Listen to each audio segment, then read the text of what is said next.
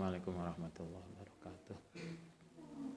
Mustafa Muhammad sallallahu alaihi wasallam darati azam nasyana sallallahu alaihi wasallam Husnul mu'alif hadal kitab Sehnawa di masjid sallallahu alaihi wasallam Husnul ba'ana umatina jantina jantina sallallahu masyaihina Husnul lama hatina sekian malam Lillahi ta'ala lahumul fatihah.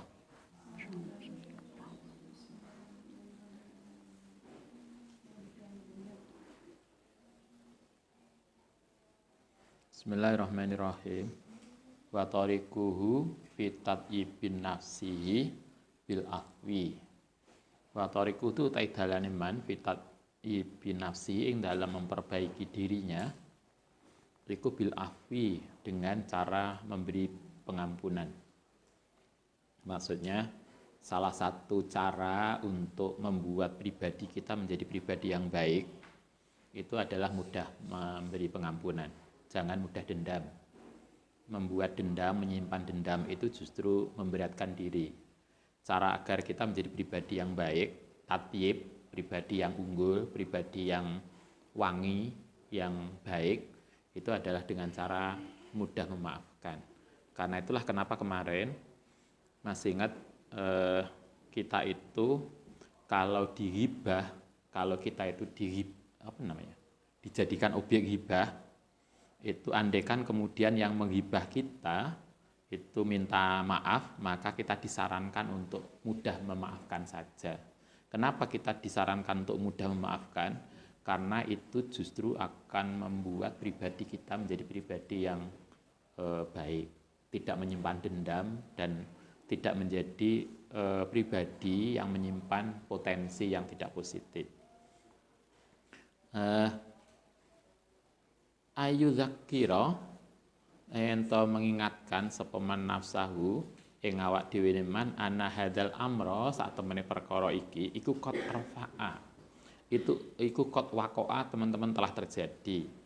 Di sini Imam Nawawi mengajari kita begini, agar kita mudah menjadi pribadi yang memaaf ketika dihibah, kita diajarkan untuk berpikir hibah itu sudah terjadi.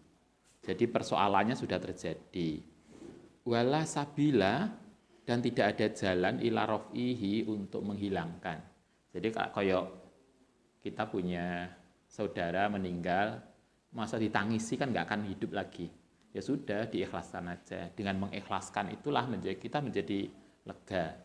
Kita sudah dirasani orang, dihibah orang, kemudian orang itu sudah minta maaf. Problem hibah sudah terjadi dan kita tidak perlu lagi mengungkit kembali. Dengan cara begitulah maka kita menjadi menghilangkan beban diri sehingga pribadi kita menjadi pribadi yang enteng. Itu cara mikir Imam Nawawi yang ngajari kita. Ya sudah terjadi, ya sudah, salam. Nggak perlu diungkit lagi dan nggak perlu dipersoalkan. Walayam bagi, karena itu tidak patut apa an ufawita untuk menghilangkan sapa sira sawabahu ing pahalanya. Ketika kita dihibah, itu kan kita kehilangan dosa. Dosa kita dikurangi. Maka tidak pantas kalau kemudian kita menyia-nyiakan itu. Dosa kita dihilangi, pahala kita ditambahi. Karena itu ketika dihibah, yo Mbak, sama tak rasani, terima kasih yo, sama sudah membantu menghilangkan dosa saya. Kan lebih enak tau begitu daripada awas saman. Itu kan akhirnya kita pribadi kita menjadi menanggung beban dendam, sehingga akhirnya kita nggak iso turu, makanya mikir kok iso, nggak perlu, biarin aja lah, terima kasih saman telah menghilangkan dosa saya. Itu akan menjadi kita sudah nggak mikir. Nah di sini karena itu memang ngajari kita dalam bagi an ufawita sawabahu. Karena itulah tidak pantas, tidak patut kalau kemudian kita menyia-nyiakan kesempatan untuk mendapatkan pahala karena kita dirasani, dan menyia-nyiakan kita terkurangi dosa kita karena kita dirasani orang.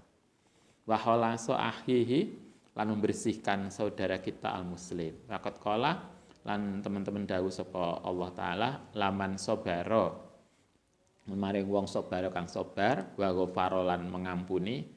Inna dzalika sak petemene tadi sifat sabar dan mudah mengampuni iku lamin azmil umur. Itu termasuk perkara yang luar biasa. Kata Allah dalam Al-Qur'an, ada persoalan yang azm yang luar biasa. Masih ingat ada Nabi Ulul Azmi. Ulul Azmi itu kan artinya Nabi yang mempunyai karakter kuat, punya derajat tinggi, ada 5. Ini juga begitu, ada perkara yang termasuk Allah Ta'ala mengatakan azmil umur, perkara yang luar biasa. Salah satu perkara yang luar biasa yang disukai Allah disebutkan ada 2. 1, sabar. 2, mudah memaafkan. Karena itulah, itu juga memang nggak mudah, perlu latihan, perlu membina diri. Sikap sabar dan mudah memaafkan. Waqala ta'ala lan ngendika sapa Allah Ta'ala, hud ngambil sapa sira al-afwa. Kata Allah dalam Al-Qur'an yang lain, di kitab Anda ada catatan ayatnya, hudil afwa. Biasakan untuk memberikan maaf. Wal ayatu binawi dzalika, ayat-ayat yang senada dengan ini kasiratun. Banyak ayat yang terkait perintah tentang memberi maaf, berperilaku sabar dan seterusnya. Wa fil hadis sahih anna Rasulullah sallallahu alaihi wasallam qala, wallahu ta'ala Allah iku fin aunil abdi, akan bersama menolong hamba, seorang hamba. Katakan, Nabi mengatakan gini, Allah itu akan senantiasa memberikan pertolongan pada seorang hamba, makana selama ono sapa al-abdu, seorang hamba iku fi auni akhihi, yang dalam menolong saudaranya. Selama kita menolong orang lain, maka Allah akan menolong kita. Karena itulah marilah kita membiasakan diri belajar untuk entengan. Apa entengan? Entengan ya istilah. Jadi ada orang perlu, kita tuh mudah bantu. Ada guru kakak kelas di Alia, sekarang jadi orang yang sukses, menjadi tokoh di sebuah daerah. Salah satu yang kita kenal pasti itu sejak kita dulu, biasa kan kalau kita mahasiswa semester awal kita punya organisasi, lah gawe kegiatan biasanya jaluk sumbangan kakak kelas, sing senior, sing biasa. Beliau itu kalau kita membuat kegiatan, salah satu yang kita jujuk untuk diminta bantuan itu beliau. Padahal ketika itu beliau masih ngontrak, belum punya rumah, masih ngontrak, dan kita sering ganggu beliau. Itu ketika beliau nganten anyar. Kita masih ingat sepeda motornya merah, mau apa itu namanya, yang sepeda lanang, apa itu namanya, saya lupa mereknya. Itu kemana-mana bawa itu goncengan sama istrinya. Tapi satu hal yang kita tahu pasti adalah setiap kita minta bantuan, beliau tidak pernah tidak. Semampu dia, Mas kita butuh ini kegiatan ini. Beliau mesti bantu. Dengan apa namanya, dana, kalau enggak beliau mesti datang. Jadi enteng gitu loh. Mungkin barokah itu, karena dia mudah membantu, akhirnya Allah Ta'ala membantu dia, dan dia salah satu orang yang sukses. Saya nggak perlu menyebut namanya, tapi dia sukses di daerah kita. Itu artinya kan sejak awal beliau mudah banget. Hadis Nabi mengatakan Allah Ta'ala senantiasa menolong kita selama kita mudah menolong orang lain. Waqat qala lan ngendika sapa Syafi'i rahimahullah taala. Ini ada statement Imam Syafi'i begini. Man sapane wong ustur dia yang dimintai ridho tetapi falam yardo, tapi tidak mau memberikan ridho. Siapa yang dimintai maaf tapi tidak mau memaafkan, siapa yang dimintai ridho tapi tidak mau ridho, kata Imam Syafi'i, fahuwa syaiton. Orang yang dimintai maaf tapi tidak mau memaafkan berarti itu perilaku setan. Kita kan, ya kok mbak, suka wopo tapi apa namanya, wajahnya jenjang kerut. Nah, masih ingat kita ada apa namanya istilahnya, afwa, terus apa lagi? Afun,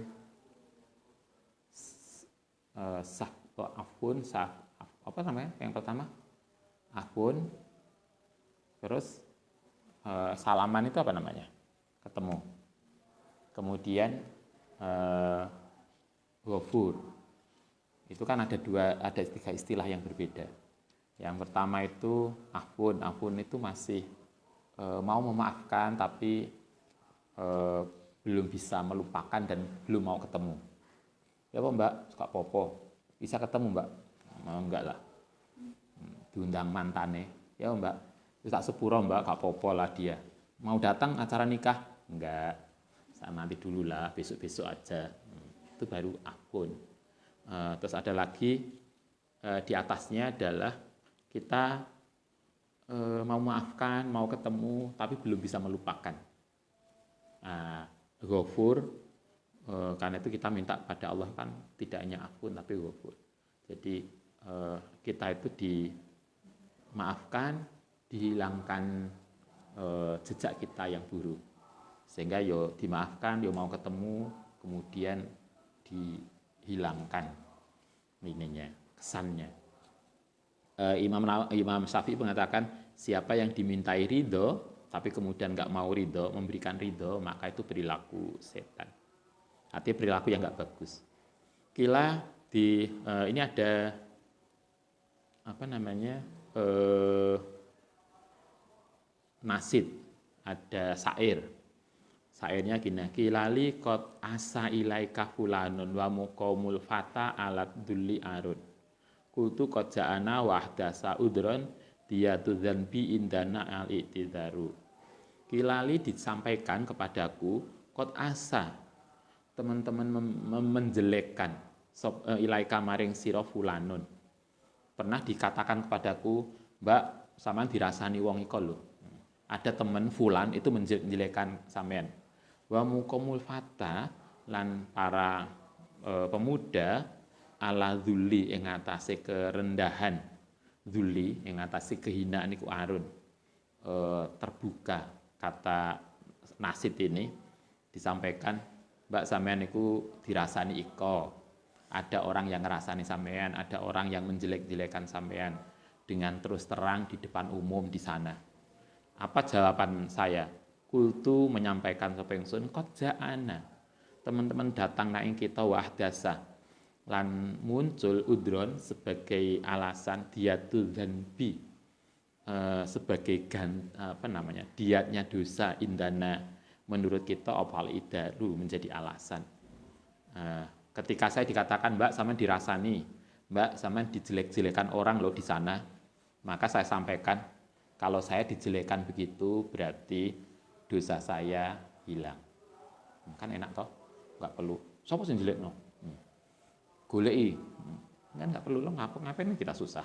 Wong dia yang gak masalah, kenapa kita harus menanggung beban dia? Kalau Ustadz bilang gitu, kenapa dia yang membuat isu, kenapa dia yang membuat masalah kok kita yang harus susah payah? Ya, kalau dia yang membuat isu ya dia sendiri itu harus yang mengklarifikasi, dia sendiri tuh yang harus bertanggung jawab. Kenapa kita harus susah menghadapi dia? Itu kan mudah.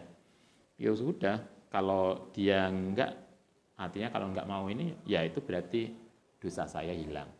Karena itu ketika di sini dikatakan qad asa ilaika fulanun, sama dijelek-jelekan oleh orang lain. Jawaban salah, jawaban kita adalah diyatu dzanbi indana al-hidayah. Maka dengan begitu dosa saya hilang. Itu kita menjadi mudah.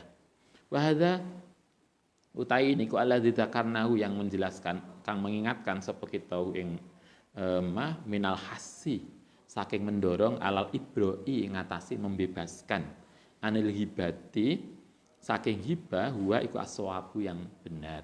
Ini salah satu dasar tadi ada Al-Qur'an, ada ayat, ada hadis, ada statement Imam Syafi'i, ada banyak alasan tadi. Itu adalah alasan-alasan, dasar-dasar yang menunjukkan bahwa kita itu diharapkan mudah untuk memaafkan orang yang telah berbuat buruk pada kita. Andaikan kita balas itu kan boleh, setimpal. Tapi memaafkan lebih baik, kan begitu. Kalau kita dikasih kebaikan oleh orang lain, kita harus membalas. Membalasnya harus, dan membalasnya diharapkan lebih baik dari yang diberikan. Anda misalnya di rumah enek tanggane ngirimi apa biasanya makanan ya, lek pesta di kampung, kita dikirim makanan, lawe, paha ayam, maka kita balaslah paha ayam plus ceker. Kan anek plese. Aja sak ngisore dipani paha ayam balesnya ceker. Enggak. Kalau kita dikasih kebaikan, kita wajib bales dan diharapkan lebih, minimal sama.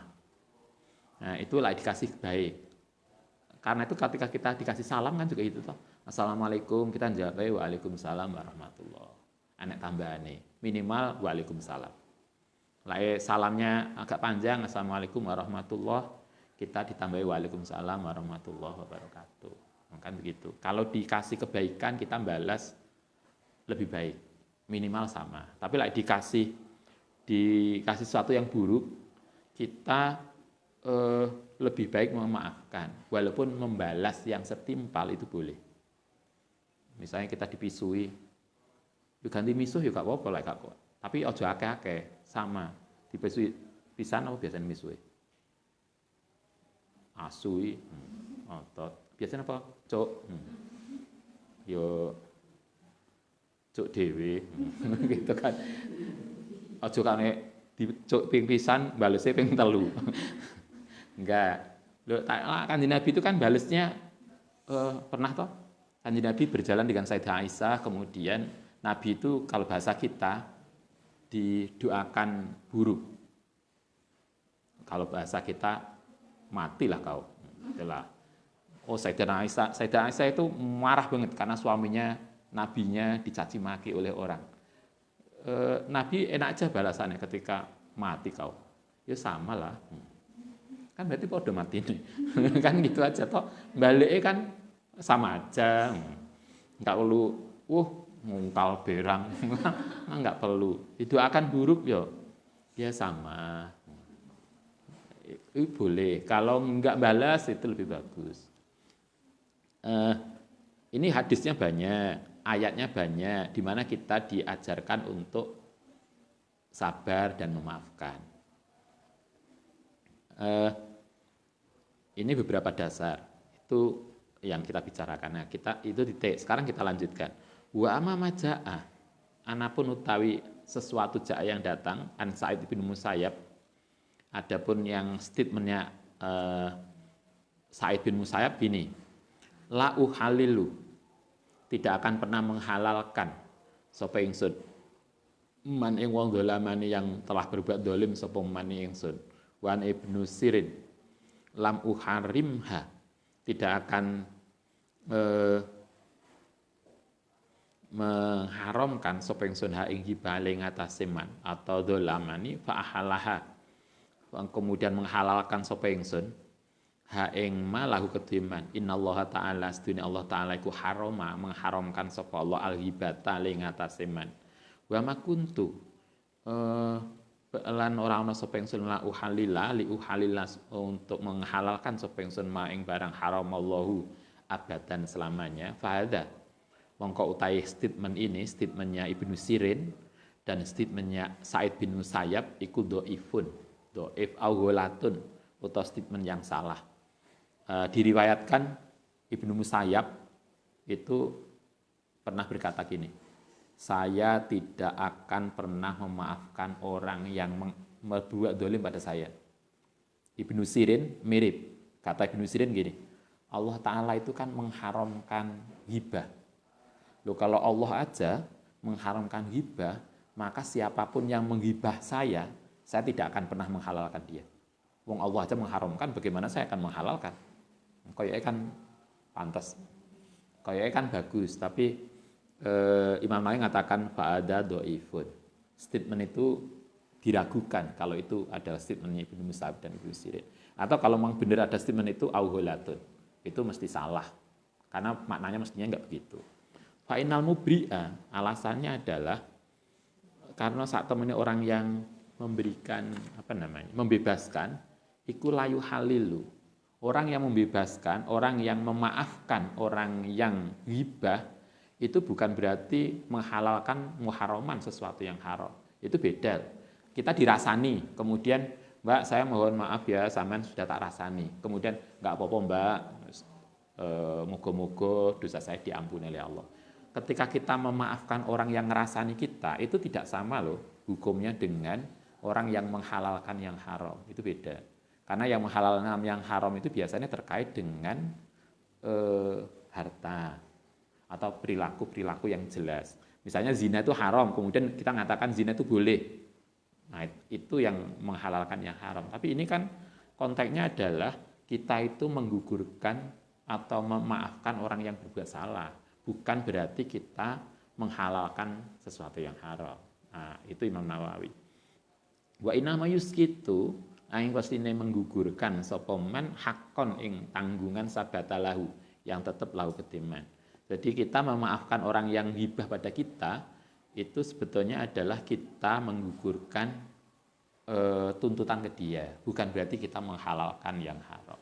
Karena itu kita memaafkan orang yang berbuat salah, artinya memaafkan orang yang hibah pada kita, itu boleh dan itu disarankan, bukan sesuatu yang seperti disampaikan Ibnu Sirin. Waqat tadzaharat lan teman telah jelas apa nususul kitabi beberapa nas kitab wasunnati lan sunnah ala istihbabil afwi ing atase sunnahe memberikan maaf. Ayat Al-Qur'an banyak, hadis Nabi banyak yang semua itu mendorong untuk kita mudah memberi maaf. Wa isqatil hukuki lan menggugurkan tanggung jawab al-muhtasati yang khusus bil muskiti kelan orang yang mempunyai hak untuk bisa menggugurkan. Kayak misalnya kayak kita dirasani. Maka orang yang ngerasani kita itu kan berarti dia punya dosa hak adami. Maka kemudian kita boleh dengan memaafkan berarti kita menggugurkan dosa dia, menggugurkan tuntutan pada dia. Auyuh malu atau disampaikan apa kalam Ibnu Sirin ala anila ubika. Kalau yang Ibnu Nawawi mengatakan sangat mungkin Ibnu Sirin itu yang benar ngomongnya yang ini. Anis dene ingsun iku la ubiha, tidak pernah membolehkan hibati ing hibah padaku ibtidaan. Maksudnya wa hadza utai iki sahih. Kalimat ini yang benar, yaitu bahwa kalau ada orang hibah pada saya, maka sejak awal saya sudah memaafkan. Kayak ada toh lain yang kita, sebagian kita akan mengatakan saya sudah berbuat zalim jenengan, saya minta maaf. Biasanya beliau mengatakan kalau orang-orang sepuh sebelum sama minta maaf loh, saya sudah memaafkan. Nah, inilah yang justru diajarkan Ibnu Sirin. Saya telah memaafkan sejak awal siapapun orang yang ngerasani saya. Jadi sejak awal siapapun yang ngerasani saya tidak akan nuntut. Itu sudah saya maafkan semua. Fa'inal insana mongko sak temene Musa iku lau qala abahtu membolehkan sapa ingsun irdi ing harga diriku liman maring wong tapi lam yasira mongko lam yasir mongko tidak akan menjadi mubahan yang sesuatu yang mubah bal yahrumu balik haram ala kulli ahadin ing atase setiap orang ghibatuhu apa menghibah pada seseorang. Hibah itu pada dasarnya tetap haram. Enggak pernah hibah itu menjadi halal. Yang benar adalah siapapun yang menghibah saya, dia berarti telah berbuat haram karena telah menghibah. Tapi saya yang dihibah telah memaafkan dia yang menghibah saya. Maksudnya begitu. Kama tahrumu oleh haram apa ghibatu ghairi, ghibah pada orang lain. Wa amal hadisu, ada hadis yang bagus yang disampaikan oleh Kanjeng Nabi begini. Ayak jizu ana ta tidak mampu sapa ahadukum. Kita ditantang oleh Nabi. Mampu enggak kita? Ajak jizu ahadukum ayakuna yen ta ana sapa ahad. Iku ka Abi Domdom. Kaya Abi Domdom. Abi Domdom itu nama orang.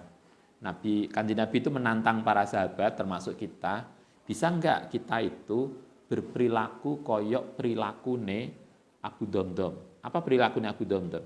Karena ana sapa Abu Domdom iku idza kharaja nalikane keluar fi baitihi ing dalem saking rumahnya kola.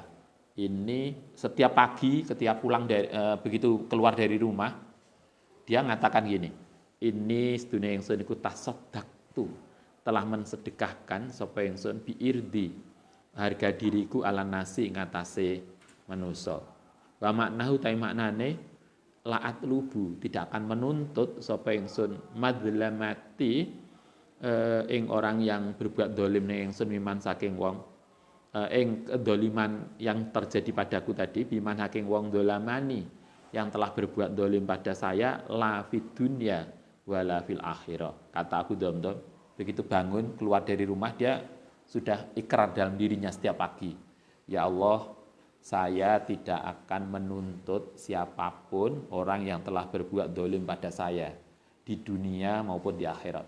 Coba kira-kira kita ditantang oleh Nabi, bisa nggak berbuat begitu? Mbak, saya ngambil sandal sampean. Gak apa-apa Mbak, ini kan anak sing luwih apik, Mbak. Misalnya, gak apa-apa wis kamu gawe. Kita dulu pernah siapa namanya godani keluarga Yai ini. Bajunya bagus banget. Terus saya bilang, "Gus, kelambine sampean apik." Loh, jenengan kersa, Ustaz. Tak gawane sampean gitu. Jadi, beliau luar biasa. Layan, monggo lah diasta mboten. Mboten napa-napa. Coba kayak Abu Damdam, bisa nggak kita? Abu Damdam itu sampai Nabi itu menantang kita, bisa nggak kita kayak perilaku beliau itu? Yang disampaikan, ya Allah, setiap pagi dia berikrar, ya Allah, saya tidak akan menuntut orang yang telah berdolim saya pada saya.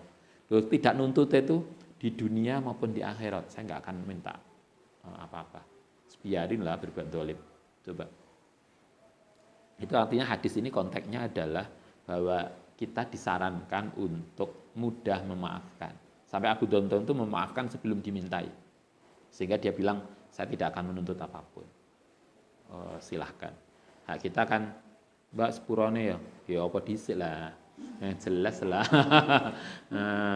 Lek ketok gede ya hitungane lah Mbak. Ya kecil-kecil sama tak rasani gini-gini. Oh, biasalah gak apa-apa. Nak ngene, yo wah ini berat sih Mbak. Ini harus ada pertanggungjawabannya. Enggak, Abu Damdam coba dia nggak mau tahu orang yang berbuat dolim tadi, dolimnya itu besar atau kecil atau sedang, dia nggak mau tahu. Yang penting sejak pagi, setiap pagi dia bilang, ya Allah, saya tidak akan menuntut siapapun yang telah berbuat dolim pada saya di dunia maupun di akhirat. Ini konteksnya adalah ngajari kita untuk memudah memaafkan orang lain. Wahada iku yang fa'u. Kalimat ini, tantangan Nabi ini, iku memberi manfaat fi iskoti madlamatin yang dalam menggugurkan kezaliman. Kanat kang ono mau judatan kang wujud qoblal ibroi sebelum meminta maaf.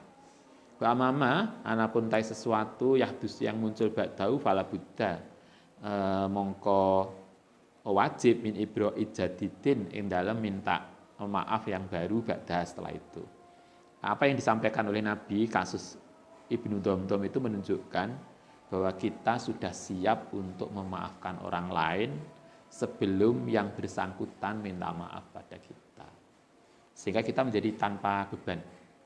Kita tidak mau menanggung beban orang. Kalau dia ada berbuat dosa, berbuat salah, itu biar ukuran dia, itu biar urusan dia dengan Allah Ta'ala.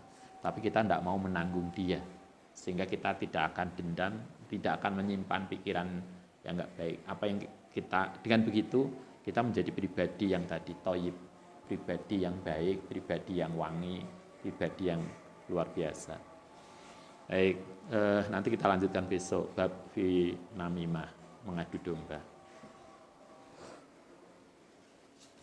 Al-Fatihah.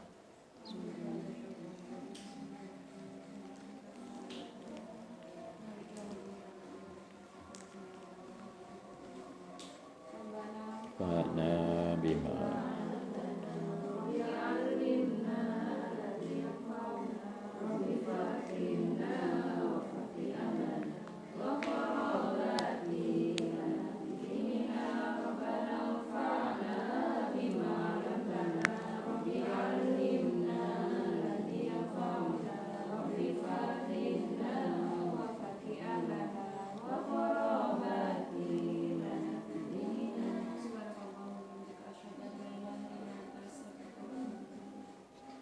Assalamualaikum warahmatullahi wabarakatuh.